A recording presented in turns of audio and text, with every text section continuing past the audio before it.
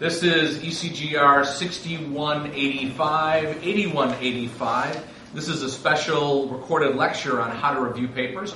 Welcome out there in viewing land. For those of you students who are sitting in the class, this will be posted and you can look at it later. But more importantly, one of the classes I will, in the future, I will just not have. You'll already have been here since you were here live, and so everybody else will have to read it or view it online. The specific topic that I'm going to cover today is how to review papers. I should say how to read and review papers, and to some respect also how to write papers. So the first thing I should sit back and think about this and say, why do we do papers? So I guess the main question to ask is, why do we write papers? So, what do you think?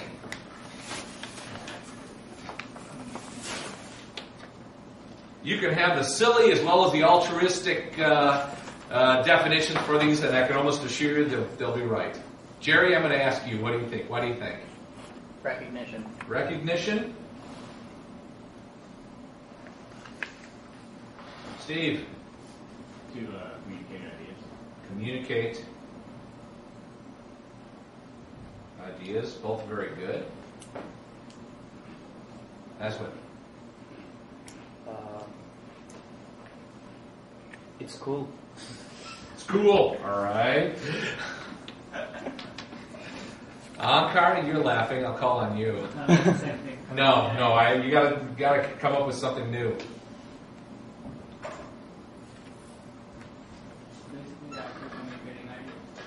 You already got that one. You got to do a new one. All right. Go ahead, Tom. Help others with your knowledge. Pass on knowledge. Sharing. Knowledge share.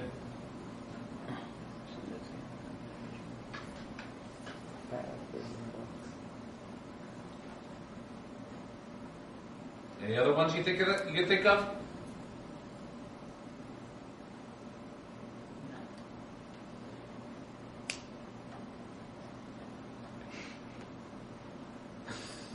Tenure promotion.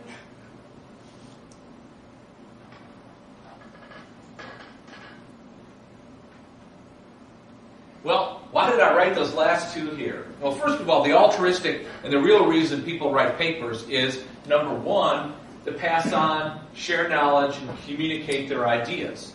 What they're doing is they are identifying that they've done something, they've thought of something, they have an idea of something, and they're trying to pass on that knowledge and advance the state of the art based on what they've done. Now, there are some papers that are nothing more than what we call war stories. Hey, we did this and it worked. That's very good. There are some that are more of, here's an idea that we thought would make a process work better, would make something cheaper, would be easier, better performance, whatever. And they're taking a body of knowledge, tweaking it a little bit, and showing what their results were. Those are very good. There are some papers that are just way out there, kind of like in Einstein's original time of relativity. That's just a concept that's just so far out there that's just bizarre. And those are really interesting papers too. And papers like this are all over the place. Now, there are some side benefits. For example, faculty members, if they want to get tenure and promotion, they need to make sure that they publish their work. Part of that also, I should add, is they are mentoring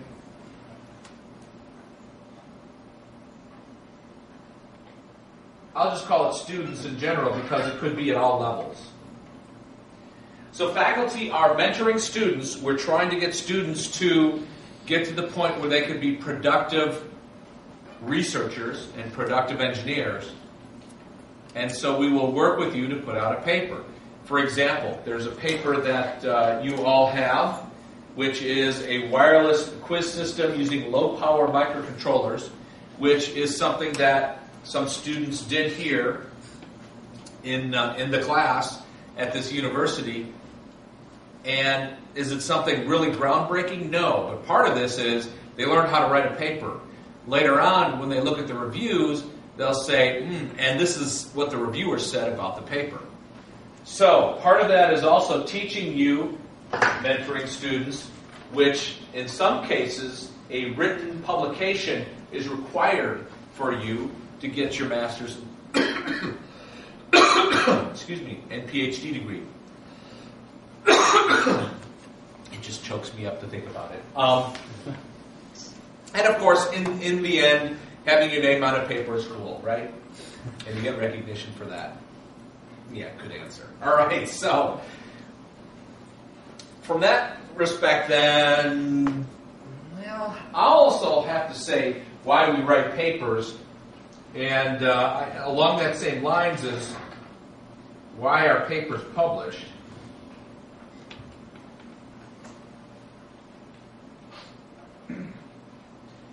And from, if you look at the above,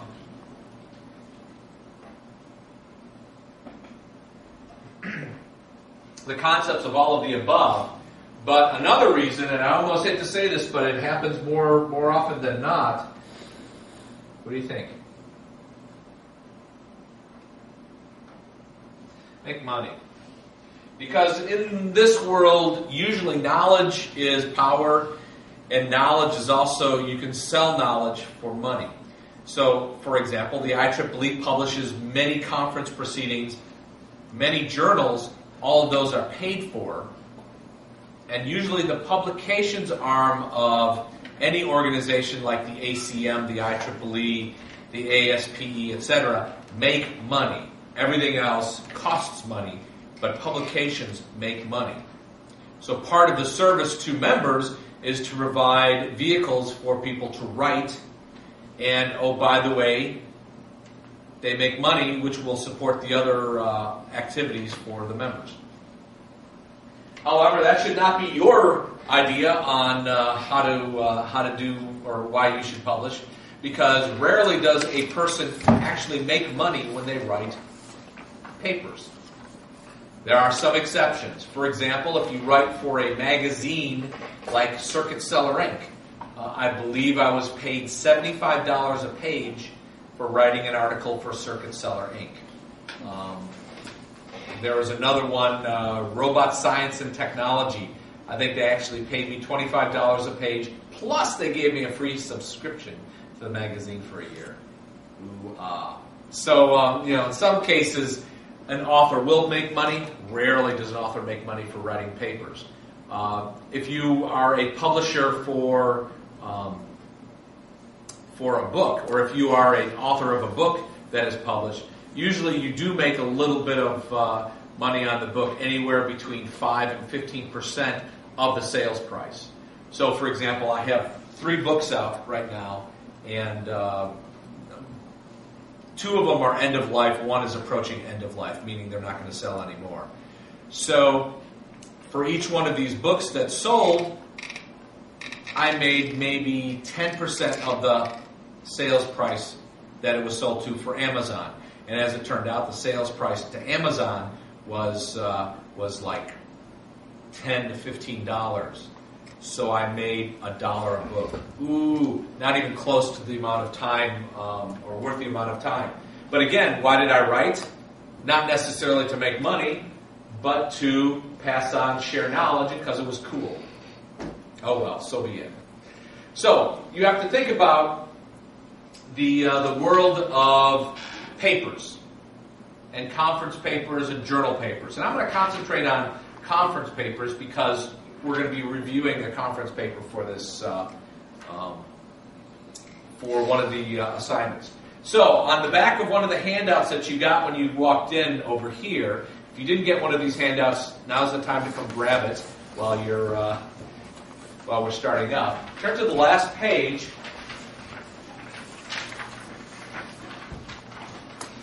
And this is a general description of conference paper publishing timeline.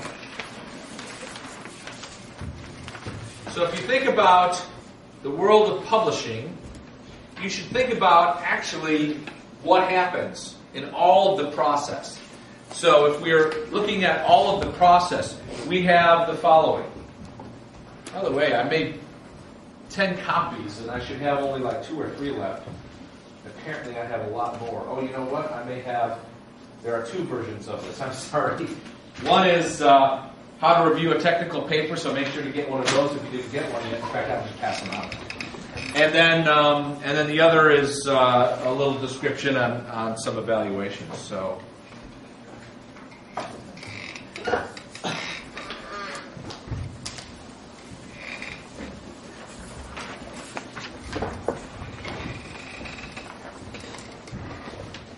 So this is at the back of, this is why you were looking at me funny. This is at the back of the one you just got, all right? So, paper publishing timeline. There are some conferences that are held at the exact same time every year. Sometimes these conferences change location. Sometimes they're in the exact same place. There was a conference that I attended in the late 80s, early 90s, that always appeared at about the same time in the summer, about like the first week in August, and always was held in the same hotel in the same city every year that it was held.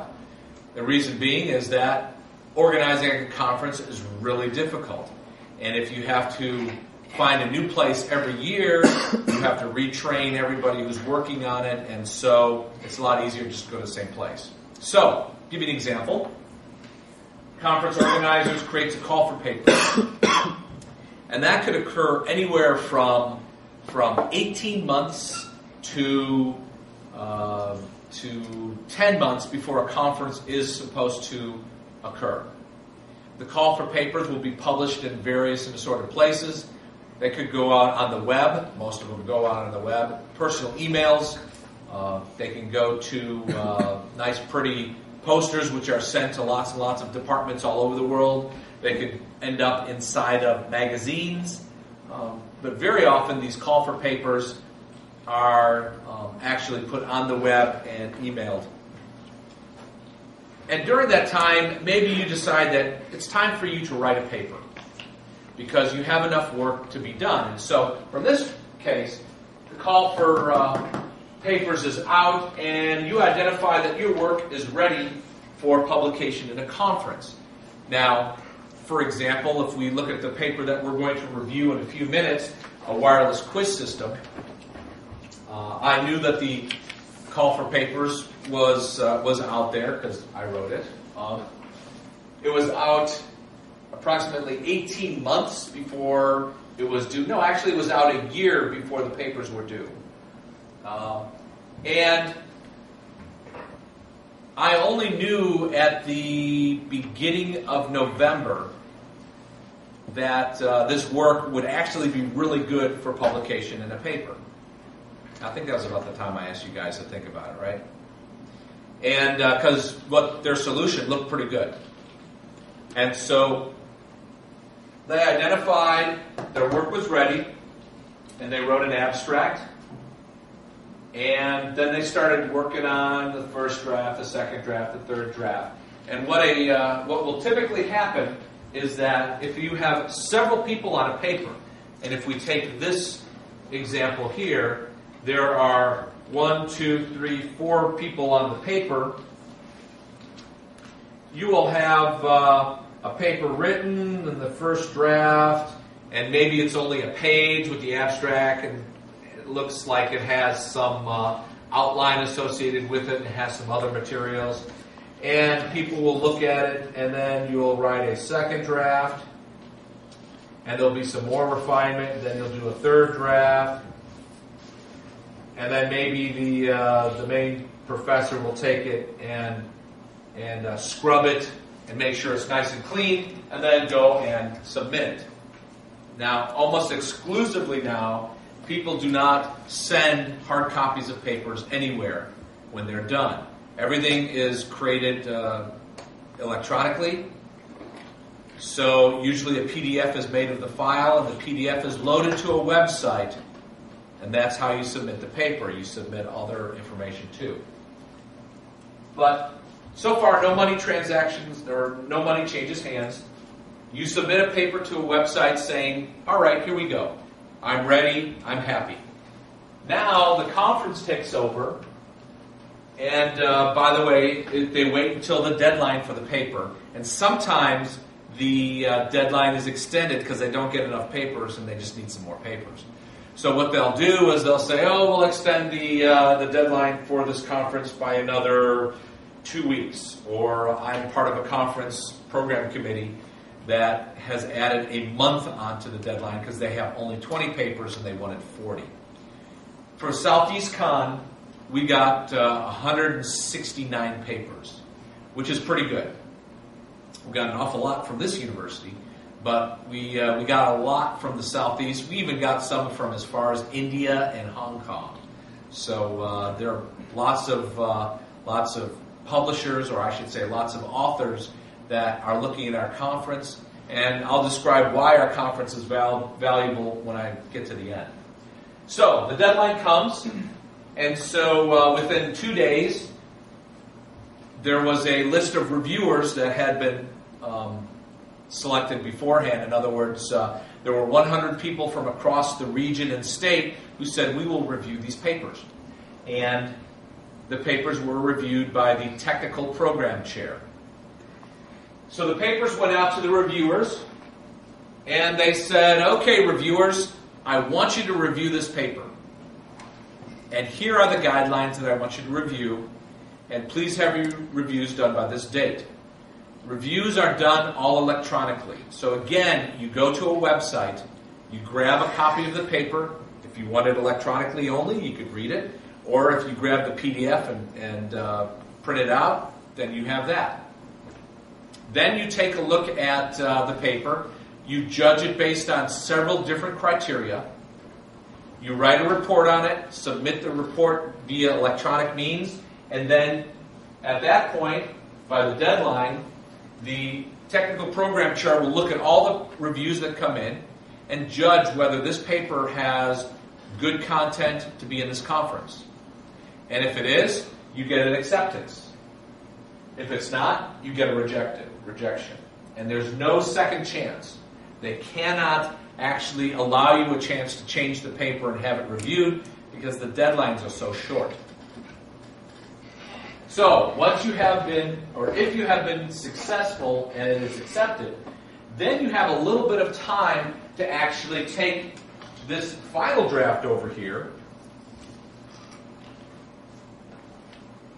and to do the really, really, really final.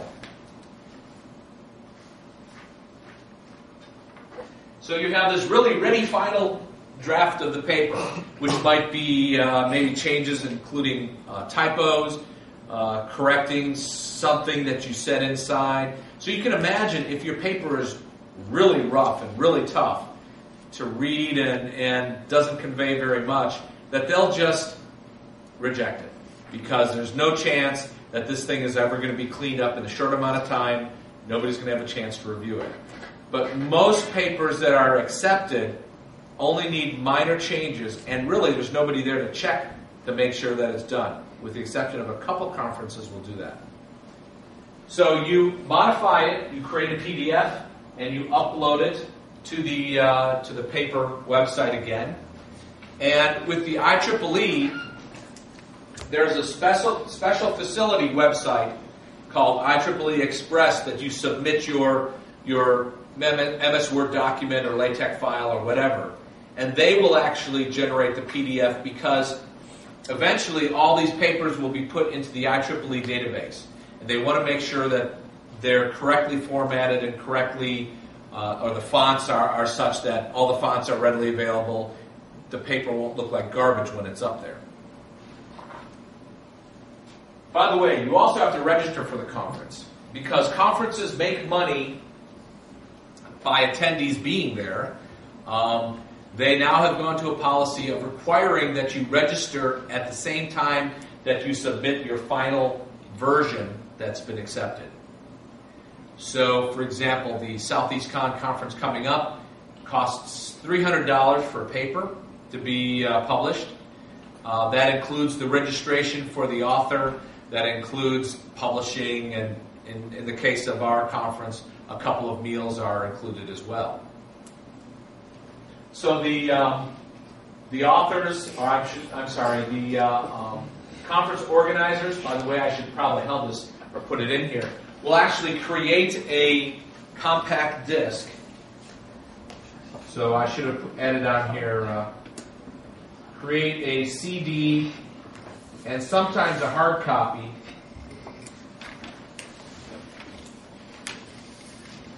Proceedings. Proceedings is the publication for the conference of all the papers that were accepted and will be presented at the conference. In that time, you're expected to not only, after you've registered for the conference, make travel arrangements for getting there, you'll spend time making a presentation, because usually you're allocated anywhere between 15 and 30 minutes to talk about your work and answer questions that people might have. The more rigorous a conference, the better focused the questions are. And in fact, depending on the work that you do, you may have a lot of very, very, very pointed questions. People who are not convinced of your approach and convinced of your research will actually grill you on specific things. And this is a conference, or conferences that are very focused, often are ones where great ideas actually come out of the discussion between the author and people in the audience. For general conferences like Southeast Con, usually there's just a couple of polite questions and then they move on to the next subject because it's not very focused. So then you attend the conference and present your work. Usually you stay in the conference hotel or maybe the cheaper one nearby, you never know. Now shortly after that, the conference CD, minus people who didn't show up to the conference and make the presentation, because if you don't show up and make the presentation, they will pull a paper out of the conference. What they will do is they will send that information into the IEEE for posting on the IEEE Explorer database. Now, we have one person in here from civil engineering that would be equivalent to your professional organization's paper database. I think it's the ASCE or something like that. So this is the general timeline of how a paper is written, reviewed, accepted, published, and actually shows up in the real world. Now once it shows up in the IEEE Explorer, every paper is now searchable. So if you go online and you're looking at an example, I will go to the IEEE Explorer database. One way we have to do this is, by the way, I'm assuming everybody knows that if you go to the library and you go to articles and papers, you can actually get access to all of the IEEE papers. Everybody knew that, right? Yes? And the same thing with a lot of other CEs. Yeah, Steve's not saying anything. It's like, oh, wow. Okay, so if you go here, here is the IEEE Explorer database. So let's say I'm doing some basic investigation on a quiz system. I have no idea if this will show anything up. But I can do a search on papers on a quiz system. And let's see, multimedia online quiz system, multiple quiz system and shared display. Most of these are associated with the educational conferences. Well, how many papers did I have here? Usually it tells you how many papers you have. 7 papers of 2.5 million total documents. Mobile phones into a mobile, interesting. But some of the work that they did on a small little quiz buzzer system is not in here. If it was, they could have looked at it. The other thing you could do is you could look at people who are authors. So if we want to look for, there's another search one here, author search. If you wanted to look for the author's name, I believe Conrad, comma, J. And I want to look at everybody from, the year 2008. See how many Conrad, comma, J's in 2008. That would be me, most likely, and some other people who actually write in the field. 84 matches? Oh. There's a researcher in Power called J.R. Conrad. So, there we go. You know what? This didn't work correctly because it found something in 2005. It was only supposed to look for, oh, you know what? Up to 2005. Let me go back. From the year, 2008 to present. So I went the wrong way, sorry. All right, so here are a total of 5 papers that were published last year and this year. And look at this. J.J. Zacharias had a Southeast Con paper in 2008. Jerry, there's your paper. Yay. Yay, he says. Will that get you tenure? I don't know. It should be. All right, so let's look at that. We have one that was published at Southeast Con this year, one at Southeast Con last year, and actually I was looking for one called Mascots, which did not make it yet. So there's a conference that I had a paper in September. It still isn't up on IEEE Explorer. It's actually kind of late compared to when it should be. So, since you're a student at UNC Charlotte, you can actually go and take a look at the full text of the paper. So you can click on the PDF that's posted in the paper database, and oh, by the way, IEEE Explorer, if you print it, will put this header on it saying, yes, this is how you got it and where you got it from. If you look at each paper, at the bottom, it's not on here. Oh, they didn't put it on here. This is not a good example. I'll take another one where they did it correctly. At the bottom of the paper, what they should do is they should add a little bottom part of this, which says, oh, this is the copyright information, and if you're not in academia or you don't have readily access to these, you can pay $25 to get a copy of this paper. Do I see any of this? No, because when you write a conference paper or a journal paper, usually you turn over the copyright of that paper to IEEE or whomever. So it's IEEE who actually will make the $25 per copy if somebody buys a copy of that paper. That's why IEEE and all those other organizations do not like it when people post papers like this out onto the web for anybody to go and grab, which, by the way, is easy to do. So if I were to look at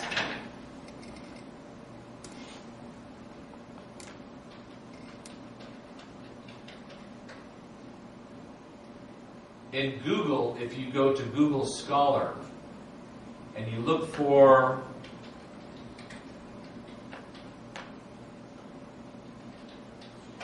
Conrad, no, I didn't mean, oh man, there's another Zacharias out there. If you look for Conrad Zacharias,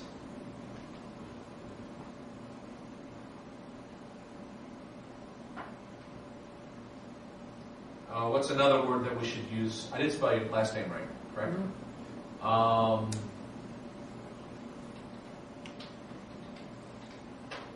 Embedded.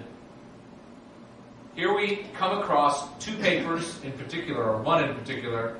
Here it is, A Survey of Digital Signal Processing Education is a paper that Jerry Mosley wrote 2 years ago. And if I were to look at all 2 versions of this, where they exist, one of them is at COE, should be out there. It's out there, all right, shame on me. I'll have to take that off. But then there will also be this one through IEEE Explorer. They'll give you a copy of it, of the abstract, but you really need to by the text of it. Unless, oh, look at this. It is identified that I'm at the University of North Carolina at Charlotte. UNC Charlotte has bought a full subscription to the IEEE database papers. So they pay, I don't know, somewhere between $10,000 and $15,000 a year for that privilege. So that's another way that IEEE makes money. So, let's take a look at how you will review papers. So if you pull out the sets of information, I think somebody took my one with all the pages. So it is the this one that says IEEE Southeast Con Review Entry Form. So if you go ahead and pull that one out. If you go to the database for reviewing papers, and do you want me to go and show you an example of how to do that? No, or you just want to do it on paper? Your choice. Online? All right, let's go online.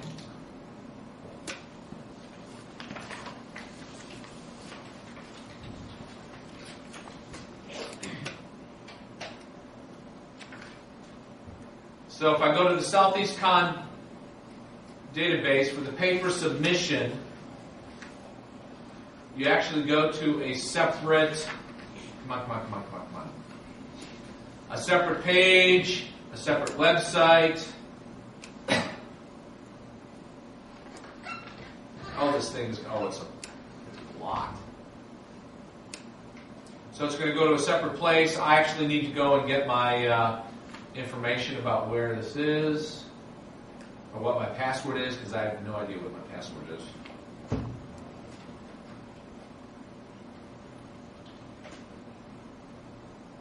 So don't go looking at my personal emails here. Oh, I know how to fix that. There we go.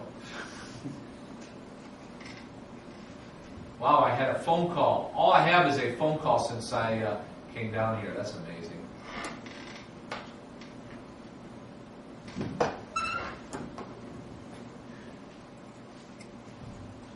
So usually what will happen is that when you are a reviewer for a paper, they'll say, hey, you're going to get some papers to review. And then you'll get in the mail, hey, here's your user ID and here's your password for reviewing these papers. So don't look at that. So I'll go over here. Oops. They're over here. So it was JCONRAD 62. Some password for reviewing. Now it says start here to start reviewing. You memorized that password anyhow, didn't you? Smart Alec. All right. So these are all my papers that I've been given to review. And as it turns out, I was given so many papers because I wanted to have students do reviews of these papers. So if I'm going to review a paper, here's what I would do. I would go to the Enter, Edit, Review, and this is all pretty easy. Oh, don't tell me it's got to pop up too, all right? And in this situation, here I have a pull-down menu of something to take a look at. Now, as it turned out, this was a silly paper that we just put in there to test the system. So if I were to go on here and look at what's here, I would click the icon to download the paper. So I click on it, and here's the contents of the paper. If I had a real paper, it would show up a real paper there, all right? So we just did this to test the system out. So I went, and here is how I review something.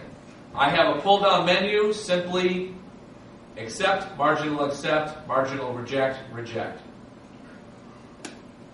What is my confidence? In other words, how much do you know about this subject?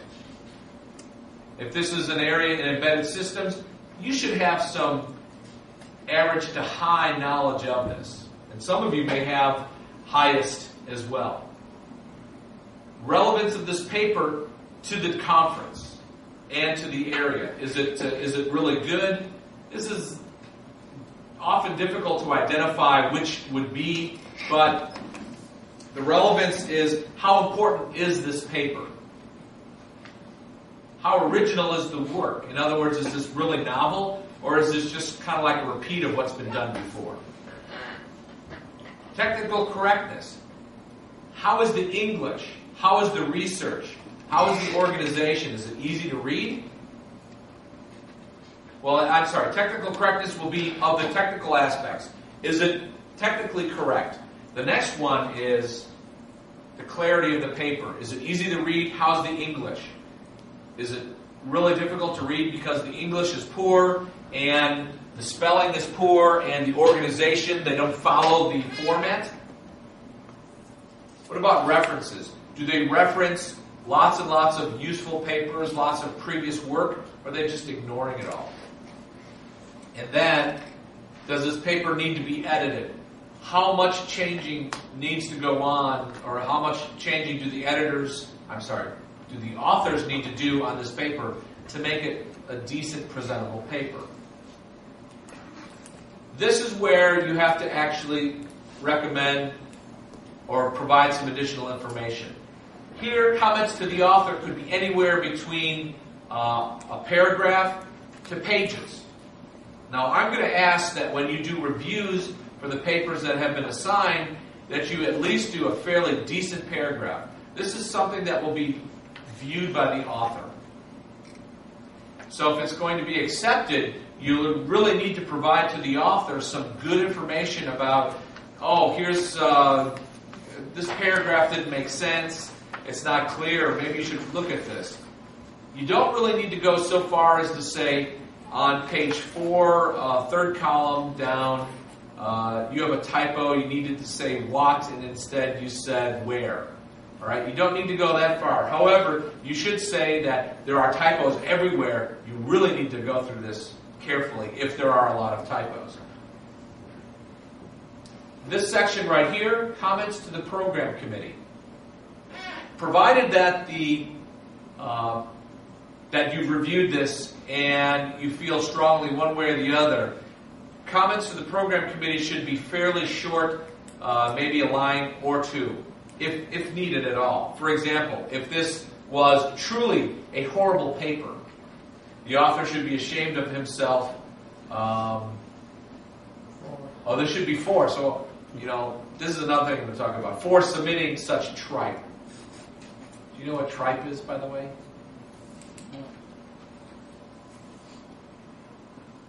I think tripe is sheep intestines, all right? So in other words, this paper, which was just a test paper, for fun I said, this is horrible. These comments are only seen by the technical chair, people who will look at the reviews and accept or not accept. It's not seen by the author ever. So most of you won't even need to write anything here, but if you have a paper that just is so bad that you think the program committee should say, do not accept it whatsoever, this is absolutely horrible, that's where you would write it. However, if you see a paper that is really good, you could say in here, this stuff is really bizarre, but I think it looks really innovative, and I may not be the strongest reviewer of this, but this stuff I think could be really, really good if published. Then that's where you say stuff like that. This is a fairly easy conference to do a review for because you only have one space where you actually have to put in written comments. I've worked with some conferences that for every single one of these scoring characteristics, you would have to write a paragraph. And they would actually require you to write at least 20 words. And they would check it to make sure you had 20 words. So, this is a fairly easy one to review for. However, I want you to make sure that you actually do a fairly decent review of writing. All right? So, once this is all filled out, then you submit the review. It has been, it's going to close. And here's my list of papers that I need to review. So you notice right here I have a lot of these which are red boxed in, meaning that I have to still write the review. So I would know that I'm going to have to go into this one, for example, and enter a review for this. Now this, again, I have to pop up the window. So in this paper, I will actually, here it gives me the initial form. Here's the paper ID, some information about it, and then I need to actually fill in everything. All right, so what I have given to you is a copy of what this review thing looks like, so you have an idea of what comes out. But also, all of you have been sent via email a MS Word file. This MS Word file has all of these review characteristics, or what is the word I'm looking for? Criteria. All the criteria and the different levels. All right. So when you're going to review, what you have to do is you have to, in this one line here, it says decision, recommendation, accept, marginal, reject, reject. What I would like you to do is just erase all the ones except for the one that you want. So if you think it should be marginal accept, you're going to erase accept, marginal reject, and reject. For the confidence level of your decision, highest, high, average, low, lowest, just put the one that you have for your confidence. All the way through major revisions, none, major, minor. Make sure you put those in there as well. Then, in the MS Word file, put in here the typing, the discussion, the text of how you reviewed, or what you reviewed on the paper, and what should be included in the review that goes to the author, and then the one that goes to the program committee. Now, the big question here is, how do we score this stuff? What comments do you include to the authors? And that's where the exercise we're going to do right now for the next 15 minutes is going to happen. So, in one of these handouts that I provided, by the way, is something that somebody wrote on how to review a technical paper.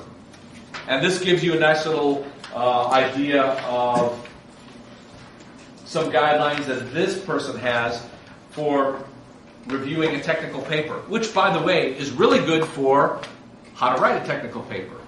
Because if these are good practices for reviewing a paper, what to look for, what to identify, obviously, if you followed those, you would have good writing for papers.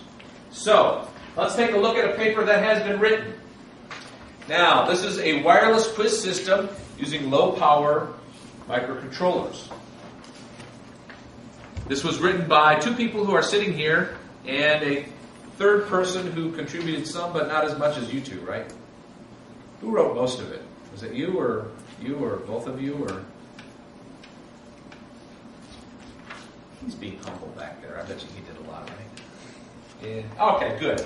So, one thing I should say is that when you're reviewing a paper, when you're reviewing anything, whether it be code, a paper, or anything like that, you actually have to divorce yourself or remove yourself from saying that this piece of work embodies you.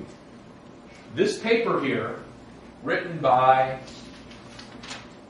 several people, is not you. It's your work. All right?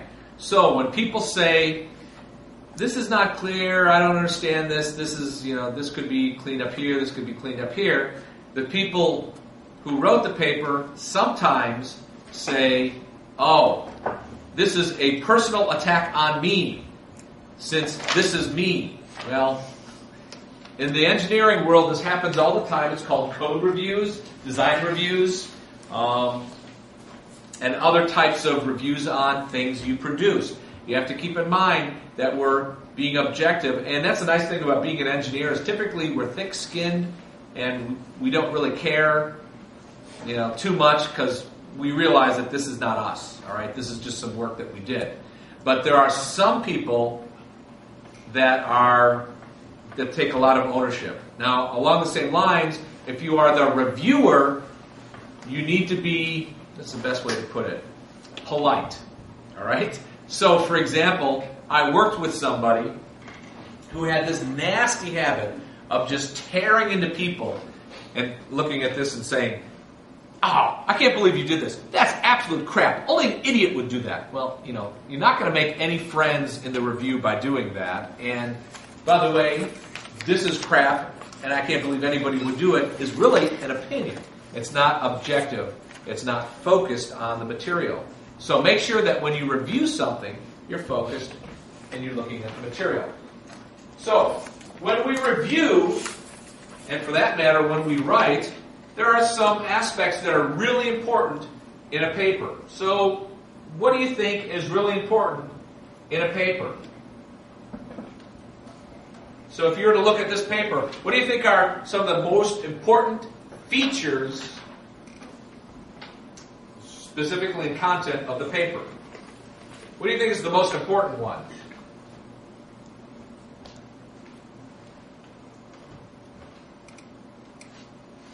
Come on, Jerry, you already know the answer to this one.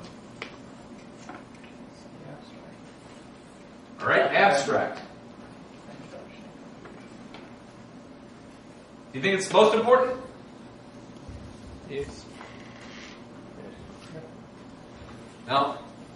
I think it's the second most important. What do you think the most important is? Title. The what? Title. The title. Because if you don't have a good title that actually describes succinctly the importance of the paper, or for that matter, the importance of the abstract, nobody's going to read the abstract. All right? So the next important thing is the abstract, as you mentioned, because it embodies the contents of the entire paper and why it's important, what's valuable about it. What do you think number 3 is? Introduction. Conclusion. Ooh, conclusion.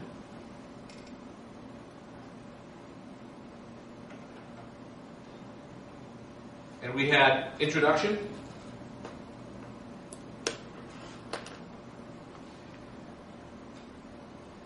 Notice I have some spaces in there.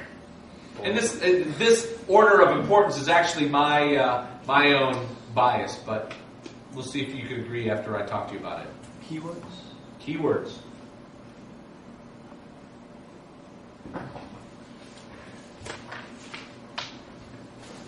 Overview. Say that again? Overview. Overview is pretty much the abstract.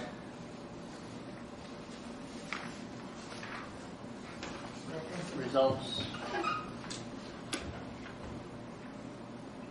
Oh, yeah. I'll call conclusions results. So what's left? Body. Main body. The main body. All right, let's think about this. There are literally thousands and thousands and hundreds of thousands of papers published every year. And there's no way you're going to actually go through all of those papers. So what you need to do is you need to identify the most important ones in your field. How do you do that? You use search engines, right? Search engines look for what? The title, the abstract, the keywords. So if you do a search, it's most likely going to search the title, the abstract, and the keywords. You're going to be given a list of titles for the paper. Oh, you know what? I forgot one in here.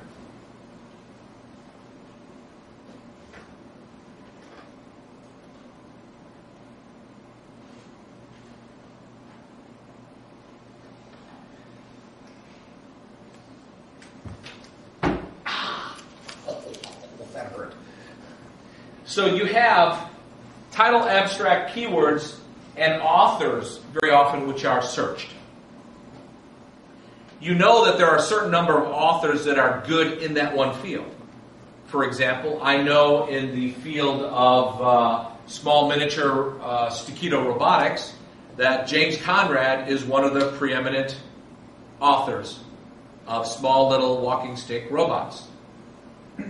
I know that if I'm going to be looking at field programmable gate arrays being used to create computer architectures, that Ron Sass will be a very big name in that area. I know that if I'm looking at constraint satisfaction, that Rena Dechter is going to be one of the big people in that field. So authors are a way to confirm that there's a very good paper, but still, search engines, you're looking at the title when it comes up with a list of titles. You're looking at the abstract if the title looks good. Because notice in search engines, you have readily access to the title, the abstract, the authors. Sometimes keywords if they actually have them. And then you have to buy the paper to get all the other ones. So the other thing, let's look at that. Conclusions, results. And by the way, this it's a toss-up between conclusions, results, and references to see which is more important. If a paper is worthwhile, it will actually recognize that there's been good research done earlier by other people. So if it has good references, in other words, people who are experts in the field, that means that you recognize what is good research and you're expanding upon what they've done in the past. If you totally ignore what anybody else has done, there's a real good chance that what you've done is just a repeat of what somebody else has done 10 years ago or N years ago. And also conclusion results are telling you, okay, these are the important things of this research. These are important things of this implementation. This is why it's important in the world. Finally, the introduction is more important than the rest of the body because you set up the problem. Still going, right? Okay. So, let's take a look and review this paper, specifically a wireless quiz system using low-power microcontrollers. And let's look at each of the parts of this and we see if they're important. So, by the way, how many of you actually read this paper? All right. Yeah, you don't raise your hand and you wrote it. I wrote it, so I know it. Okay, so at least we can talk about this. Look at the title. Does the title actually say what the body of the paper is and why it's important? All right? There's some key things here to look at. Wireless, low-power microcontrollers. This is ancillary. Ancillary meaning that you have a wireless, low-power microcontroller application. By the way, the big thing is low power is now big. So this is going to be a paper that will be searched if somebody is looking for low power and wireless. Low power wireless. All right? Now, let's look at the next thing, is the abstract. I'm going to have to dial in on this one. By the way, the format of this paper is a standard IEEE format. It is 2-column, 9-point font. Very easy to read for those of you that have reading glasses, that have high magnification. But you could actually stuff a lot of words into those 4 pages. All right, so it builds up the problem. Multi-participant quiz game shows player selection system. Equipped with selection button placed in front of them, which can be used to give a response. Determines a group that gives the first response. Today our wired systems consume a considerable amount of power. A robust wireless using low power, etc. All right? Does the abstract convey everything that the paper includes, or is it missing anything? It's missing some of the aspects of the keywords. I would agree with you on that. Did you just make that realization, or you're... I mean, let's put it this way. My name's on the paper too, and I reviewed it, and in retrospect, I think it probably would have been good to actually add another line or two discussing the implementation of it. For example, that it is using the MSP 430, which 430F2274, which has with it a CC2500 wireless device. This device is an IEEE. This should be IEEE 802.15.4 because that's the standard. Communications stack, but it's not Zigbee. You can actually put that later in the paper, but it doesn't matter if it's Zigbee or not. All right. The other thing it also doesn't say is how successful it is. So the results are not included in that. One thing that also might be good if you wrote it in here is to talk about performance.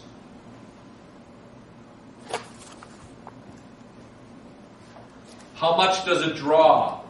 How long would you expect this device to work based on the current consumption and average everyday use and the size of batteries? That might be something good to put up there. I don't think that's even in the body of the paper, is it? Yeah, this was kind of put out there before the project was done. Actually, the project's not done yet; it has to be built. But it's been prototyped. The final system has to be built, and so that's going to be one thing that probably should be looked at over the course of the time of this. All right, what's the next thing we said was important? Is the keywords. Looks like your thought on the keywords. Did you say very nice or fairly nice? Sufficient. Sufficient? Actually, I think the keywords are very good. They are specific and concise and descriptive. All right, so let's look at the authors. Well, you know what? We can't change that. The authors are who the authors are. Are they important? No. But here's one thing to think about, too, is when you start publishing, it's usually good to keep the same name. This is tough for women who get married and change their name from one name to another. Customary in the U.S. that a woman changes her last name to match her husband's name, which means that if you are publishing papers and then you change your name, sometimes there's a disconnect between this. But the same could be true is if you have some papers which are submitted as Suraj Swami and some that are published as Suraj G. Swami. Or for that matter, if you were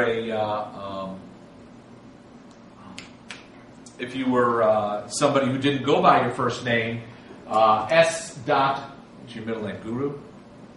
Gurushan. What? Gurushan. Gurushan?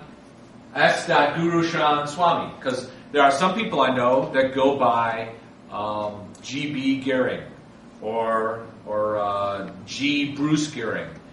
And sometimes it shows up as Greg.B. Gehring. And so you got to keep a consistent name. So all of my publications say James M. Conrad. Because you noticed earlier when I did the search, I got James R. Conrad as one of the other people.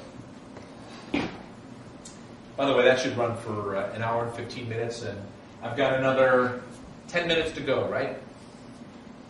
12 minutes. Pardon me? 12 minutes? Yep, sure. So let's look at the next part, conclusion results. So if we go to the conclusion and results,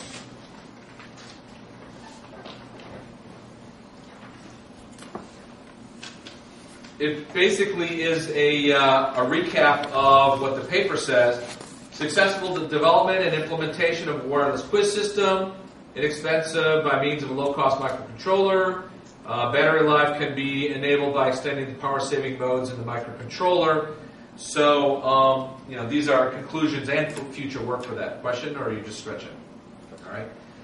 So, actually, a little bit of that information, maybe a line of it, can be actually pulled into the abstract when you actually talk about your results and successes. Any other comments on the conclusion? If it was developed, then we could have included the test results. And that's one thing to think about over the break, right? You could actually implement it still with a prototype and do a little bit of measurement just to see how much it draws and how long it'll take until it runs out.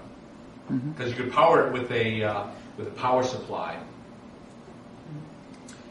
which will tell you how much milliamps it consumes. And then based on a battery life of a certain number of milliamp hours for a AA battery, I think it uses, then you could say how long it's going to last. AAA. It's And AA. some A. I It's sure hope it matches what bigger was- number. Sure hope it matches what we wanted to order with. Actually, it doesn't matter. It's whatever you got is what you get, right? All right. So, what else are we going to look at? Conclusion or references. So, if you look at the references for this, they did a reference for, very good, one of my papers. Always good to reference one of my papers. And here's another one of wireless sensor networks, a book, a couple of data sheets, which is fine, and then a tool guide. So, about the only thing missing here is any past work of a small sensor network. So maybe if they added another paper about a sensor network that used the MSP430, that might be worthwhile. Or for that matter, any other paper, any other sensor. And that's something that could be easily searched on, what do you call it, on IEEE Explorer. Or for that matter, there are other faculty here that actually have wireless sensor network papers, including one that I have, or two that I have submitted to the same conference. You could, by the way, reference another paper at the same conference. So that's one thing you can do. All right, so what's the next thing we review? And that is the introduction. So let's pull up the introduction. And this basically builds up the problem and has the motivation. So in this, I would say the introduction is split into two parts. One is why you want to do it, and the motivation is a little bit more detail. So I think in this case, introduction and motivation is pretty close to the same content. What about any other comments from you folks here?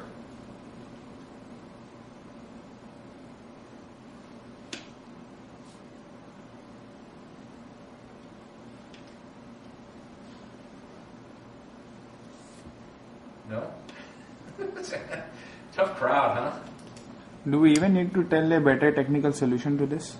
All right, you need to include the technical solution in the introduction. And the answer to this is not your solution, but maybe earlier approaches or other approaches that people have done. Okay. And this is where you would put in, this could be introduction and motivation for a single section. And then in this initial section, or maybe in a section, if this were introduction and motivation, and then towards the end of this, you would have other approaches, is another section, where you would say, in this system they did this, in this system you do this. Typically in systems you do this, and typically in systems you do this. In other words, some justification of what the body of knowledge is. You have to recognize, in a paper, you usually have to recognize what the body of knowledge in that area is. And that's where you can actually reference, in this case, what are the references from? It's from a wireless industrial sensor network paper and a book. So this is where you would actually reference those two things, which I'm looking through here and I don't see the actual reference in this. So, somewhere in the paper you actually need to talk about previous. And when you talk about the previous, then you could make references to some of the papers or books that you have looked at to draw some of this information. And again, inside the body of the paper, you would do like a bracket 1, 2.